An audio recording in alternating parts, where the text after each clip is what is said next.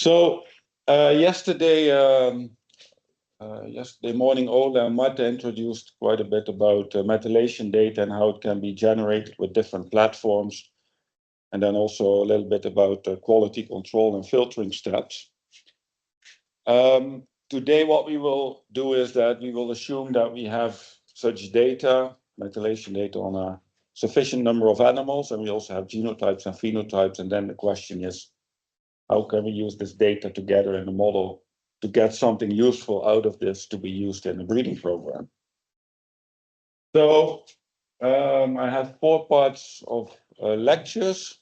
I'll do a couple of slides, explain a number of things, and then I have on the SharePoint there's quite an extensive R script, and then I'll ask you to run this part by part and reflect on the outcomes and also what the script is doing. So the script is pretty much pre-cooked, only at the end there's some additional stuff that you can do by yourself.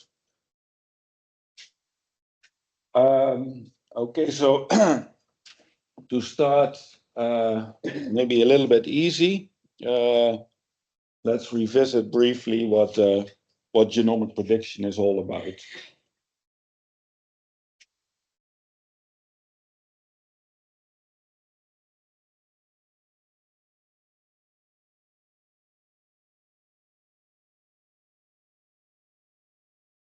So in genomic prediction, well, in animal breeding, typically what people are interested in is to, as quickly as possible, which means as early in life as possible, predict for a given individual whether it's useful for breeding or not.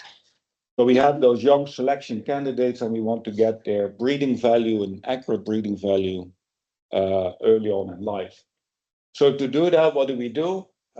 We construct a so-called reference population with individuals with phenotypes and genotypes, and we combine these 2 sources of information into a mixed model. That's typically what's being used in practice.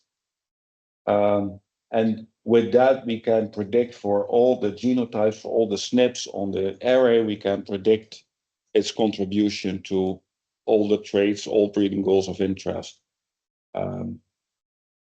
And then with this SNP key in hand, or with this prediction equation, we can get, again, using the SNP array, we can get genotypes of the young individual. We match those genotypes with the outcome of our mixed model, and we get very quickly a fairly accurate genomic estimated breeding value for these individuals.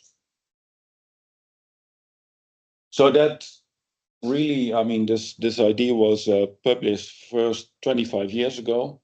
2001 was the Mewison, Hayes and Goddard landmark paper, as it's been called.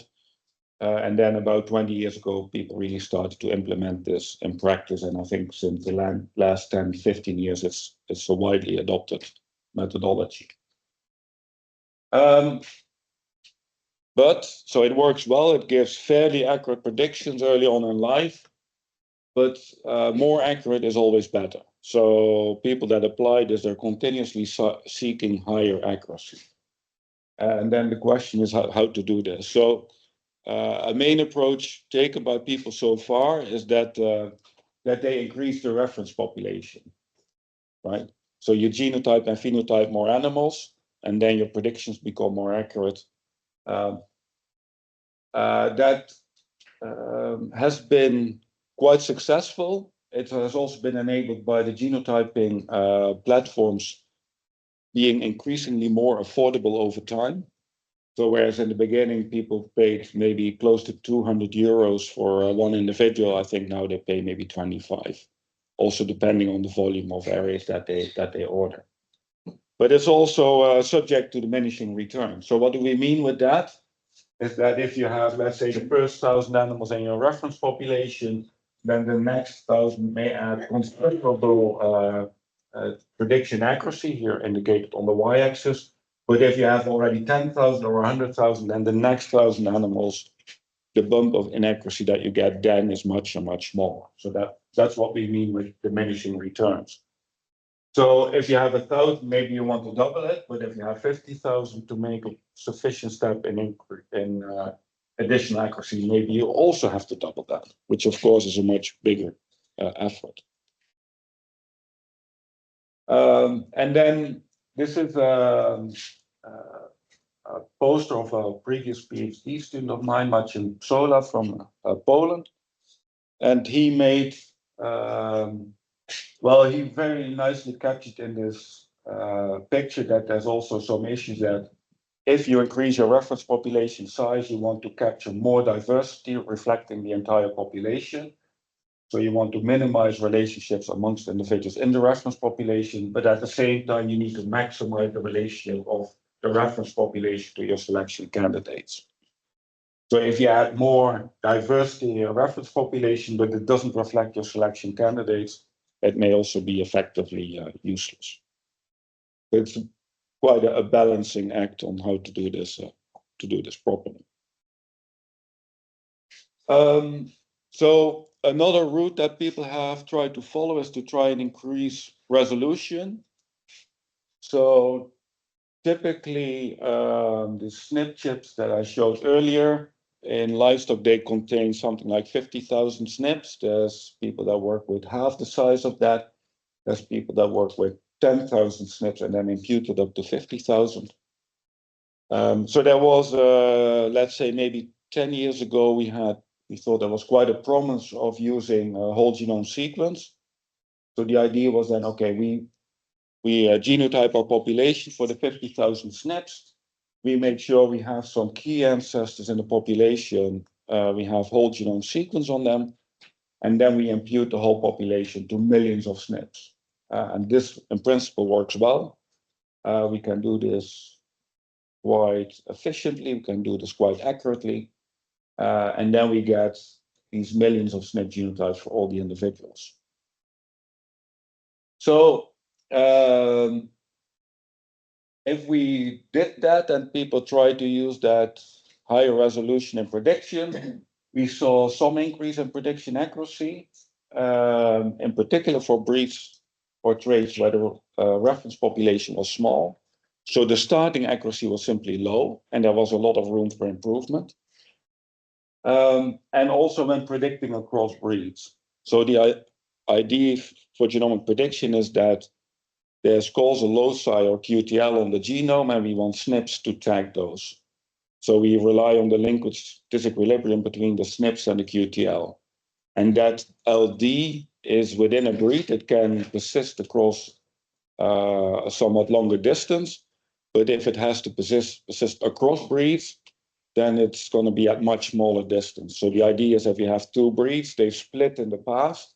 And since then, there's been many, many recombination events. So the LD at larger distances is small, and you have to be very close to the causal variance to find consistent LD across breeds. So that's all nice. The thing is that in the meantime, there's not so many small reference populations, so that's not really a problem. And predicting across breeds is something that has been a nice exercise that many people did, but it doesn't really happen in practice. And finally, there was hardly any benefit within breeds. So the question is why not? And then this again comes back to this aspect of linkage disequilibrium. So what people also showed, I think there was in 2008 a paper by Hans Detweiler, where he presented a formula, which is known since as the Detweiler formula, that with some minimum inputs tries to predict genomic prediction accuracy as a function of the size of the reference population, the heritability, and something like the effective population size, NE, or the effective number of chromosome segments, which has been termed ME. Now, the effective population size is quite tightly linked to LD. So the higher the LD, or the lower the effective population size, the higher the LD, and the higher genomic prediction accuracy. So if you have breeds that have smaller effective population size, you're going to do better with your genomic prediction. So the interpretation is that with higher LD, there's fewer segregating segments, or the segregating segments in the breeds are long. And we only need to tag those segregating segments. And if we have a couple of SNPs on each segment, that's probably enough to tag them. And then multiplying the number of SNPs by 10 or 100 is just not giving us much more gain.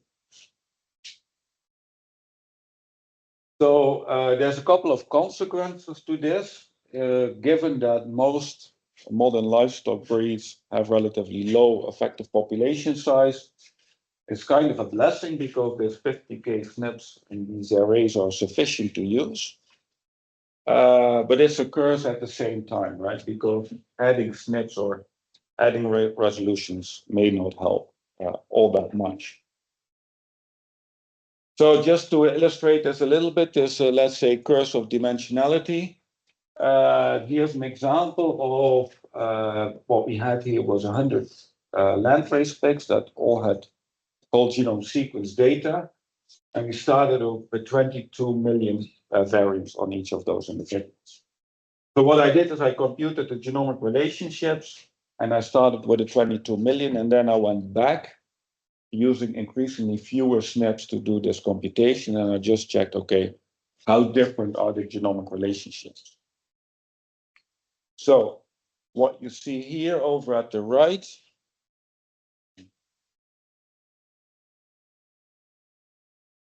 yes. So we start at the far right with the 22 million. Then I halved it. Then I divided it by a factor 10. And here over at the y-axis, we have the correlation to the GRM. And I think this is only the it's the correlation between genomic relationships that are lower than 0.1. So it's really between individuals that have no close relationship between them whatsoever. And that's probably with this higher resolution where you hope you can increase most the accuracy of these relationships. Right? So this correlation of the full GRM all the way at the right is indicated here. And what you see is that even if we go from 22 million to 200K, we almost still get the same genomic relationships. Right? Which kind of metrics I'm using? It's a one-hidden classical. Yes, yes, very yes. So, and then basically, if we go down to the 50K SNPs, we still see that there's a correlation of 0.995 with the 22 million, right? So you add an enormous amount of data and you get like 0.5%, maybe more in the end.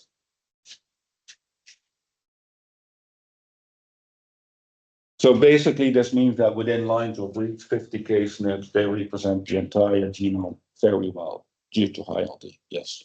What is the effective population size of the lambda? I don't know, but I guess it would be somewhere between 100 and 200 or something.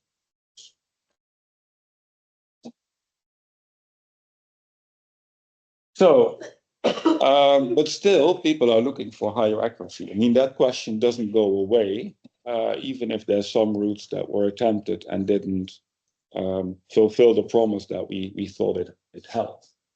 So what other options do we have? And that's in large part also what's considered in the GEroNIMO project, but then a previous project was called Gene Switch as well.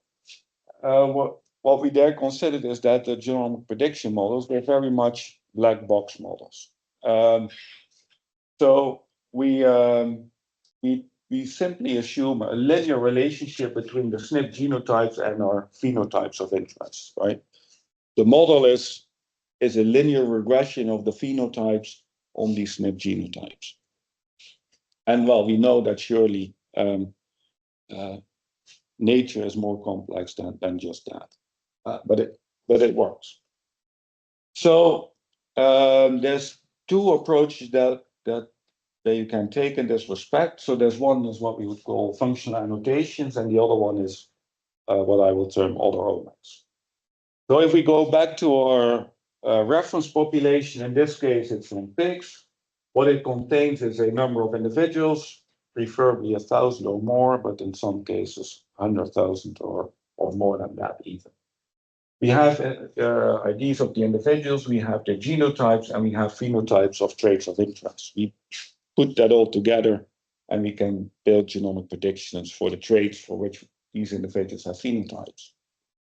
So now, if we want to take the functional annotation approach, what we do is we're going to refine the emphasis across the genome in our model based on so-called functional annotation data.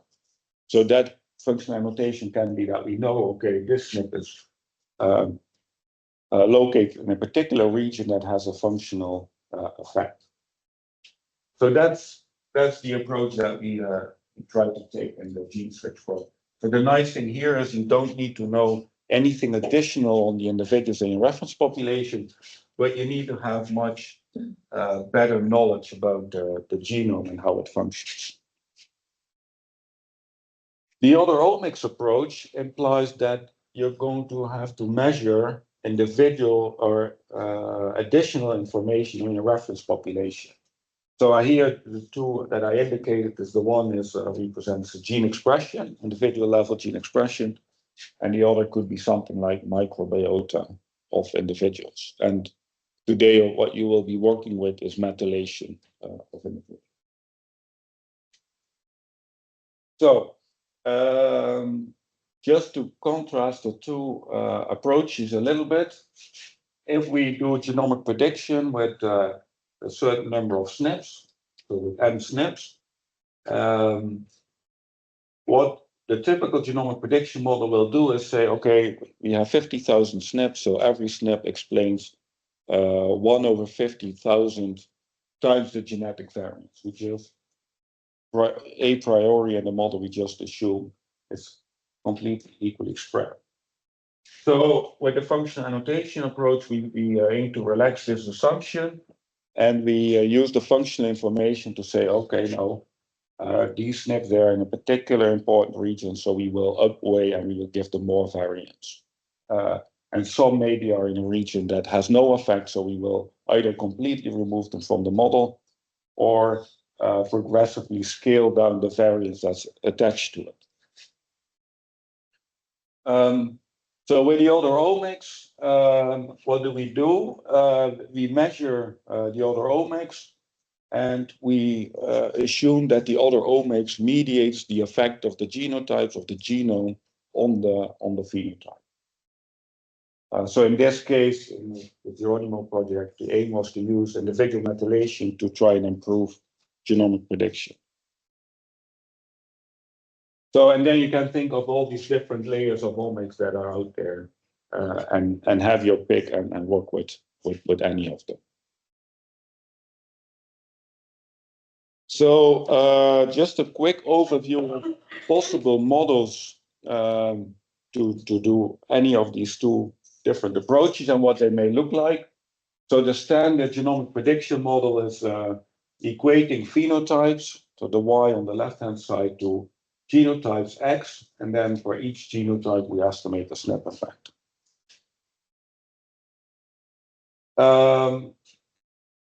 If we then add omics, what we can do is just simply add another random variable in the model, right? So X is a matrix of SNP genotypes.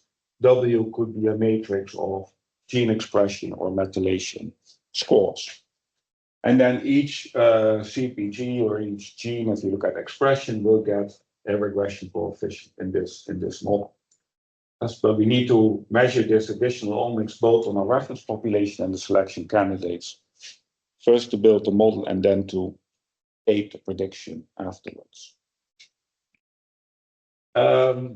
Alternatively, we can use the other omics as an individual mediator. And in practice, it's a bit more complicated than this, but I'll show this in later parts today of the lecture. So it basically means that the effect of the genotypes, they're mediated by the other omics. Still, we need to measure the omics on the reference population and the selection candidates. Then with the functional annotation, we kind of condition the genotype information on what we know from the other omics, but in this case, it's not measured on the individuals in the reference, but it could come from any information. So this basically means giving more priority to some SNPs than others in the model. And lastly, what you can do is you can add the other omics as a correlated trait to your model. So then you may select.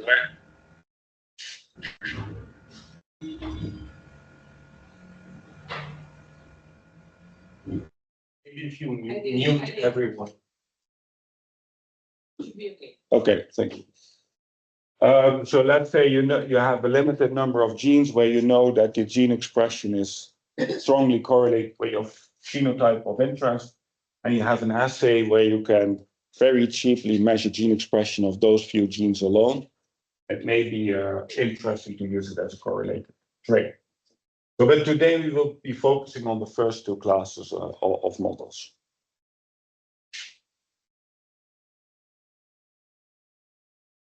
So just to summarize this first part, well, I think that the individual omics, they have a greater potential than the functional annotation, simply because it allows or it gives you a better handle on the individual variation and on the individual differences, not only in terms of how the genome works, but also how that is expressed in the phenotypes. And one thing I'll come back to later is that probably this is especially useful to predict phenotypes, whereas in breeding, we're particularly interested in breeding values. So it may be very useful if you have individuals that don't have any phenotypes, and perhaps for traits where the reference population size is limited due to costs or difficulty of measuring, and then maybe the other omics can be sort of a predictor of your trait that has more information than the genotypes alone. But it may be expensive and it may be logistically challenging. So the nice thing about SNP genotypes is it doesn't matter at what age you measure them, the genome is always the same, right? But the other omics, they are depending on time and maybe even feeding and weather, etc.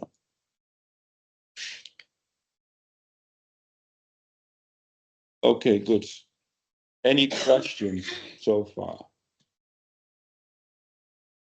Yes, Marta. Is there a way that you can already narrow down which methylation sites you want instead of just targeting everything to see who improve your genomic prediction? Like, can you do, I don't know, methylation GWAS, and then based on that, you know which ones, these are the ones that you add? Yes. So actually in the models that we will use today, we will just use what's there, right? Without trying to prioritize, but indeed, you could first try to find out which CPGs or which subset of CPGs have a stronger correlation with your phenotypes and focus on using those in your models. Yes. How do you deal with like tissues and age of the animal and methylation status? Like you just take it random, you do an average. Yeah. So the question is, how do you deal with the fact that that the outcome of the omics is tissue specific and time specific, right? So I think if you want to use this in your breeding program, you need to develop very good protocols. When are you going to get samples to do this measuring? At the fixed time during the day? Is it before or after feeding or something like that? And I don't know if people have really spent much effort to try and find what would be a good moment to do this. No. I had a quick question. So you mentioned on the alternative models, and one of them would be to use like functional annotation. Yes. I was wondering, for example, would you expect better results if we do, for example, it's an EQTL analysis, so like find SNPs that are like influencing gene expression, or in the case for like methylation and other omics as well, and then just give higher weight for those SNPs? Do you expect any increase in accuracy, or? What we've seen and what others have seen that you may get small increase in accuracy. So it's a couple of percentages. It's not nothing big. And then the best thing is that what you do is you start with all the SNPs in the genome, and then used on this information, you just select maybe 100,000 or something that has the highest association with functionality, and then you might find a little bit of a bump. Yes, yeah. That's the reason I asked it, like, based on your question as well. So, for example, if we have, let's say, if we need to get information on the selection candidates, and if it is, let's say, if we're thinking about like milk yield, if we collect, let's say, memory gland tissue on a cat, a male cat, it's probably not going to capture the same information as a lactating cow, right? Right, yes. We want kind of like shorter generation interval. So how do we decide which tissue we need to have that omics on those young animals? So how do we kind of like wait? Because if we have to wait until that selection candidate has the omics, that could be complicated, right? Yeah, and in the example that you give, that maybe you want to measure gene expression in the mammary gland. If you have to wait until the animal is lactating, then you can also just measure milk yield, right? There's no benefit Yes. So, yeah, I'm not sure if there's, you know, if you measure, for instance, methylation in the blood, if that's sufficiently indicative of methylation or anything else in the mammary gland later on. But I think that's something that maybe you would want to do, is that you measure something fairly early in life, and you know it has a predictive ability for that omics later. I think there's been some studies that have looked into this. If you ask people that, let's say, are more experts on this, they might be pessimistic of the value of this. Yeah. So now it's time to get started with the first part of the exercise. So if you go to the SharePoint, there's an R script and there's 3 data files. So this data contains, it's actually part of the data that Mata and Ola introduced yesterday. It contains only 96 pigs, but 1 chromosome and all the SNPs on the chromosome. And also all the CPGs on that chromosome as well, and phenotypes. So a full disclaimer here is that the genotypes are real, the methylation is real, the phenotypes I created. So this is a small data set, so I think for educational purposes and for today to see how it works is fine. But this would not be enough to do anything, let's say, to get a paper published. So the first couple of things to do is read in the data. As I said, everything is pretty much pre-cooked. So it's indicated part 1, just run that until part 2. There's a number of different steps. There's explanations along the way. There's a couple of questions for you to reflect on. And then once I see that most of you are ready, we'll do a quick recap, and then we move on to the next slide. But the idea is really to get familiar with the characteristics of the data and to go through the steps that filter genotype and methylation data. So yesterday you also did some filtering of methylation data as well. Now the thresholds are a little bit different. We'll come back to that later, why that is the case. So if you have any questions, just let me know, and I'll be happy to help.